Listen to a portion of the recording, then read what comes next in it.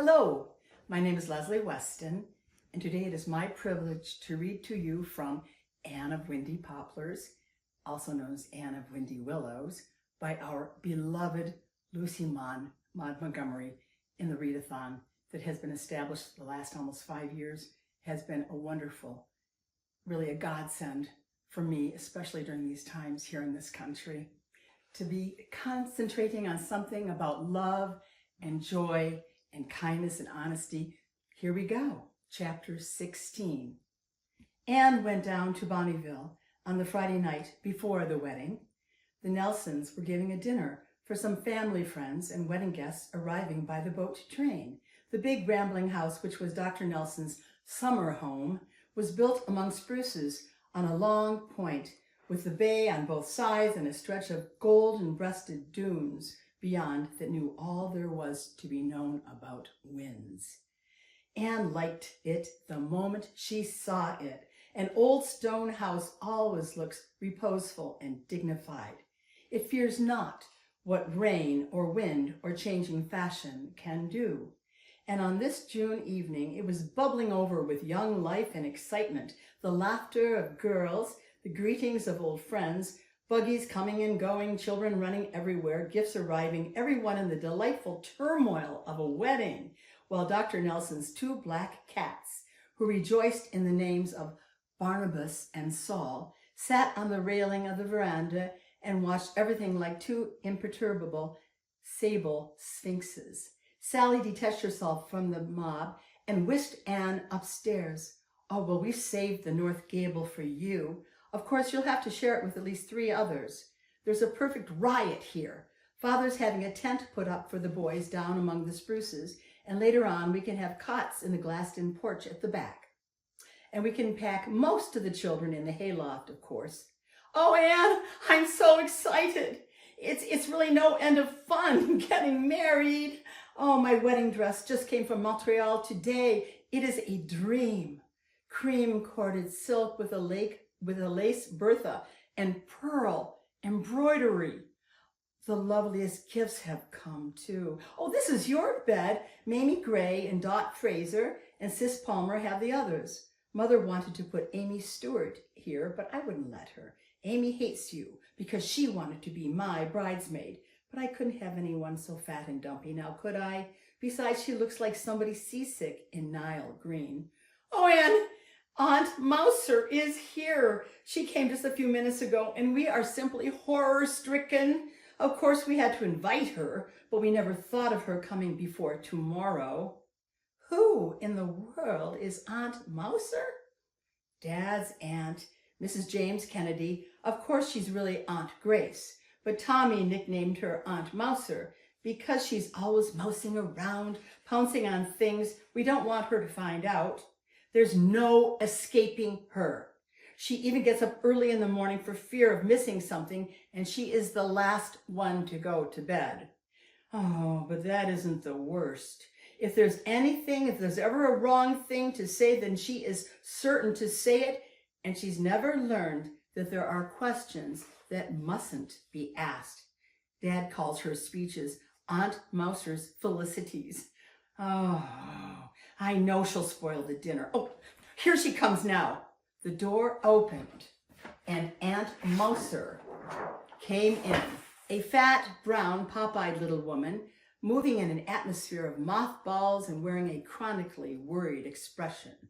Except for the expression, she really did look a good deal like a hunting pussycat. "Oh, so you're Miss Shirley, the Miss Shirley I've always heard so much of. Well, you ain't a bit like a Miss Shirley I once knew. She had such beautiful eyes. Well, Sally, so you're to be married at last." "Oh, poor Nora is the only one left." "Well, your mother is lucky to be rid of 5 of you. 8 years ago, I said to her, 'Now, Jane,' says I, 'do you think you'll ever get rid of all those girls that get them married off?' Well, a man is nothing but trouble as I sees it, and of all the uncertain things, marriage is the uncertainest. But what is there for a woman to do in this world? That's what I've been saying to poor Nora. Mark my words, Nora, I said to her, there isn't much fun in being an old maid. What is Jim Wilcox thinking of? I said to her. Oh, Aunt Grace. Oh, I wish you hadn't. Jim and Nora had some sort of quarrel last January, and he's never been around since. Well then, I believe in saying what I think. Things is better said. I'd heard of that quarrel. That's why I asked her about him. It's only right, I told her, that you should know that they say that he's driving Eleanor Pringle. Oh, she got red and mad and she just flounced off. Now, what is Vera Johnson doing here? Now, she ain't any relation.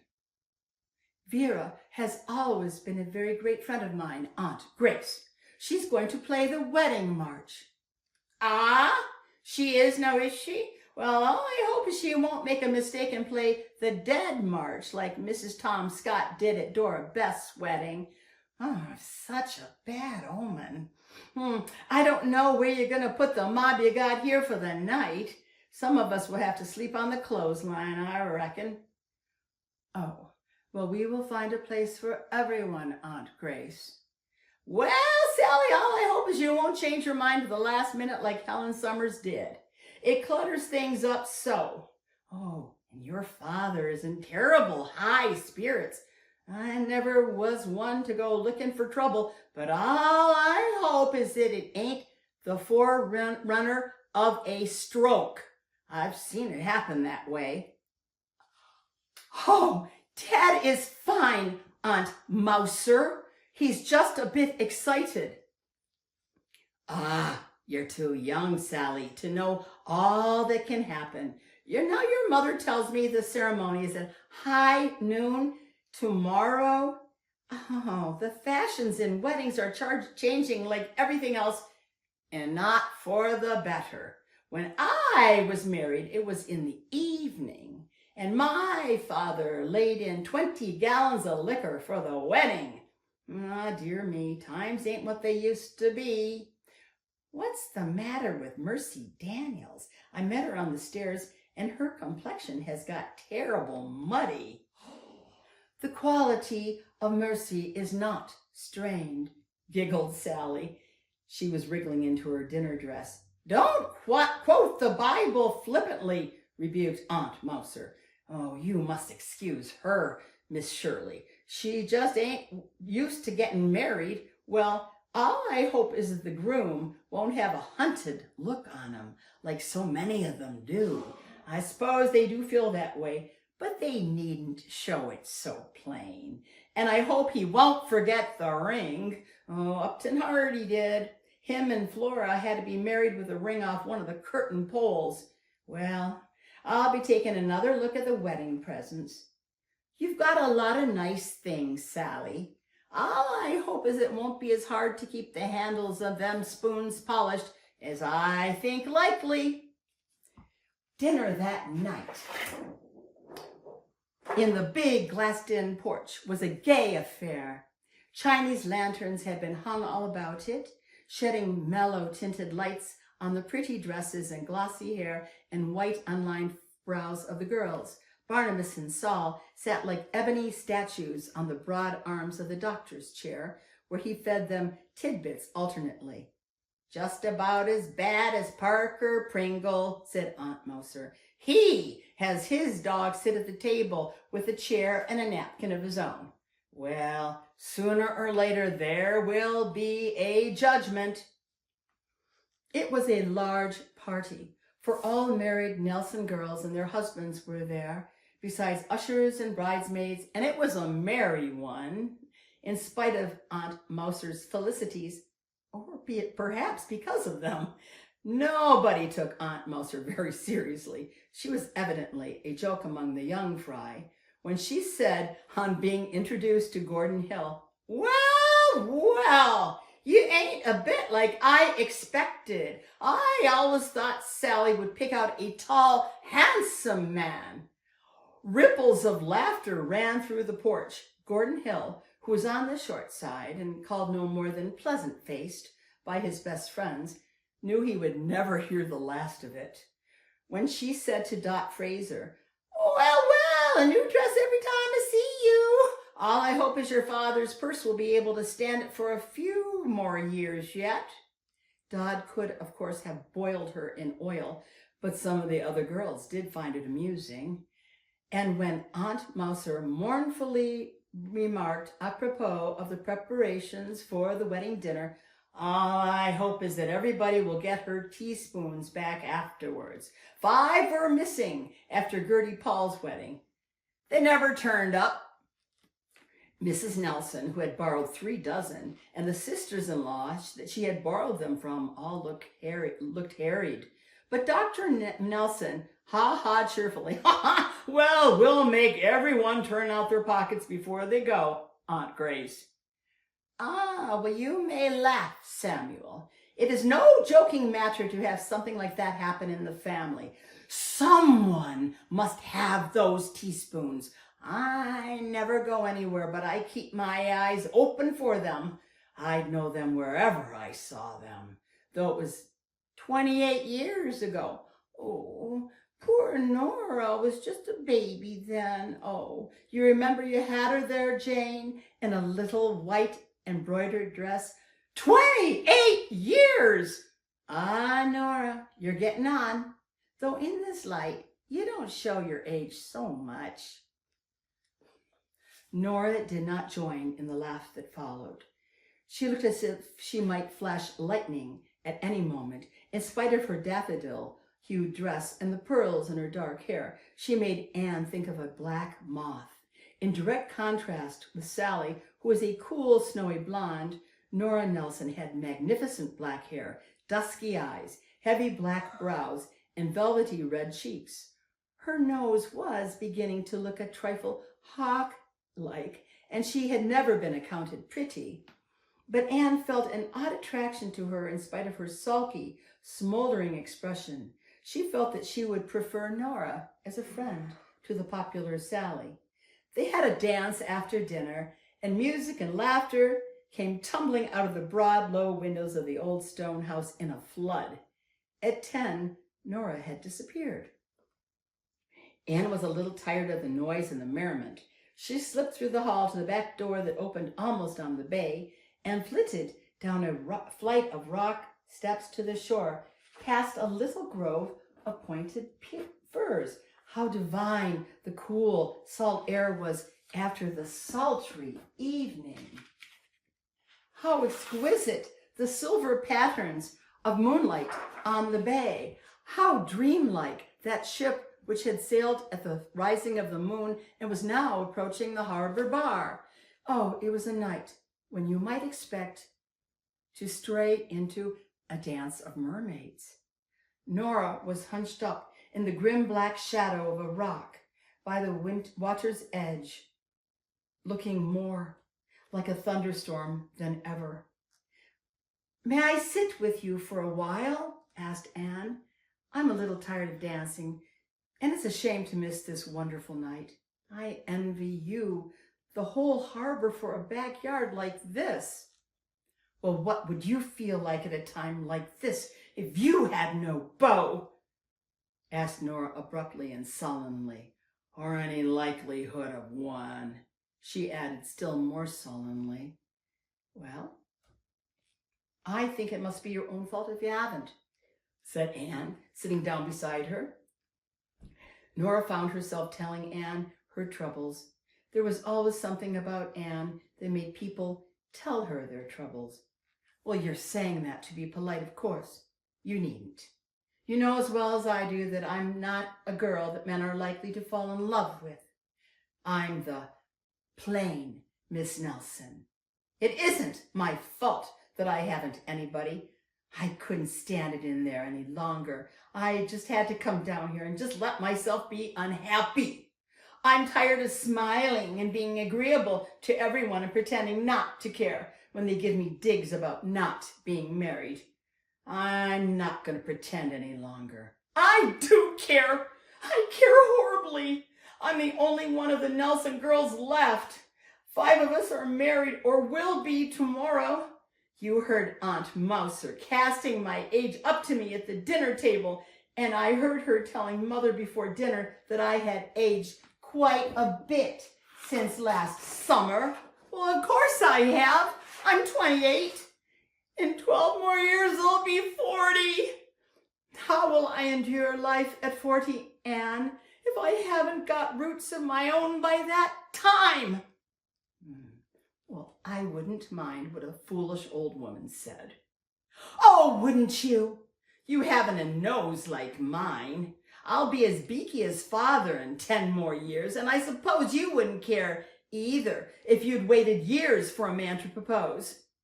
And he just wouldn't? Oh, yes, I think I would care about that. Well, that's my predicament exactly. Oh, I know you've heard of Jim Wilcox and me. Oh, it's such an old story. He's been hanging around for years, but he's never said anything about getting married. Do you care for him? Well, of course I care. I've always pretended I didn't care, but as I've told you, I am through with pretending.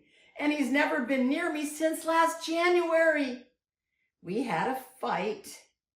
Oh, but we've had hundreds of fights. He always came back before, but he hasn't come back this time.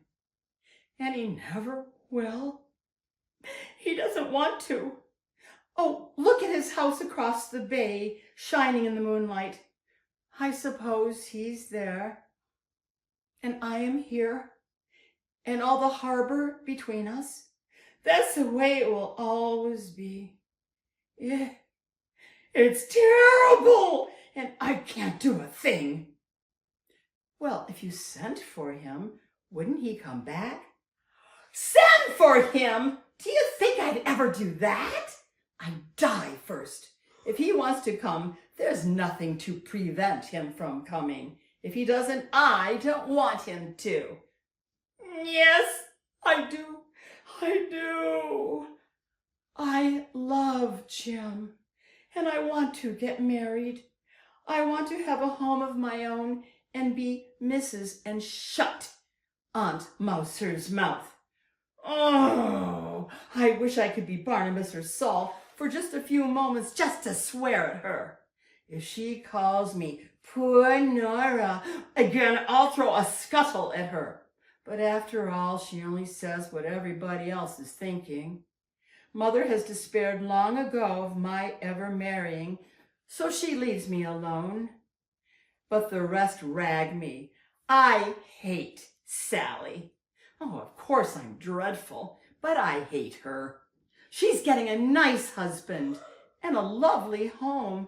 It isn't fair she should have everything and I nothing. Oh, she isn't any better or cleverer or much prettier than me, only luckier. I suppose you think I'm awful. Not that I care what you think. Well, I think that you are very, very tired after all these weeks of preparation and strain, and that things which were always hard have become too hard all at once. Oh, you understand. Oh, yes, I always knew you would. I've wanted to be friends with you, Anne Shirley. I like the way you laugh. I've always wished I could laugh like that. Well, I am not as sulky as I look. Oh, it's just these eyebrows. I really think they are what scare men away. I never had a real girlfriend in my life, but of course I did always have Jim. We've been friends ever since we were little kids. Why, I used to put a light up in that little window in the attic whenever I wanted him over particularly, and he would sail across the harbor at once. We went everywhere together. No other boy ever had a chance. Well, not that anyone wanted it to either, I suppose. And now it's all over. He just got tired of me and was glad of the excuse of a quarrel to get free. Oh, I won't. Oh, won't I hate you tomorrow because I've told you all of this? Why? We always hate people who surprise our secrets, I suppose, said Nora drearily. But there's something gets into you at a wedding, and I just don't care. I don't care for anything. Oh, Anne Shirley, I am so miserable. Just let me have a good cry on your shoulder. I've got to smile and look happy all day tomorrow. Sally thinks it's because I'm superstitious that I wouldn't be her bridesmaid. 3 times a bridesmaid, never a bride, you know. 'Tisn't. I just couldn't endure to stand there and hear her saying, I will. Oh, and no, I'd never have a chance to say it for Jim. I'd have flung back my head and howled. I want to be a bride and have a trousseau and monogrammed linen and lovely presents. Even Aunt Mouser's silver butter dish. She always gives a butter dish to every bride. Awful things with tops like the dome of St. Peter's. We could have had it on the breakfast table just for Jim to make fun of. And I think that I am going crazy. The dance was over when the girls went back to the house, hand in hand. People were being stowed away for the night. Tommy Nelson was taking Barnabas and Saul to the barn. Aunt Mouser was sitting on the sofa thinking of all the dreadful things she hoped wouldn't happen the next day. Oh, well, I hope nobody will get up and give a reason why they shouldn't be joined together. That happened at Tilly Hatfield's wedding. Well, no such good luck for Gordon as that, said the groomsman. Aunt Mouser fixed him with a stony brown eye. Young man, marriage isn't exactly a joke. Well, you bet it isn't, said the unrepentant. Oh, hello, Nora. When are we going to have a chance to dance at your wedding? Nora did not answer in words. She went closer up to him and she deliberately slapped him. First on one side of his face and then on the other. The slaps were not make-believe ones, and then she went upstairs without looking behind her. That girl, said Aunt Mouser, is overwrought. Thank you.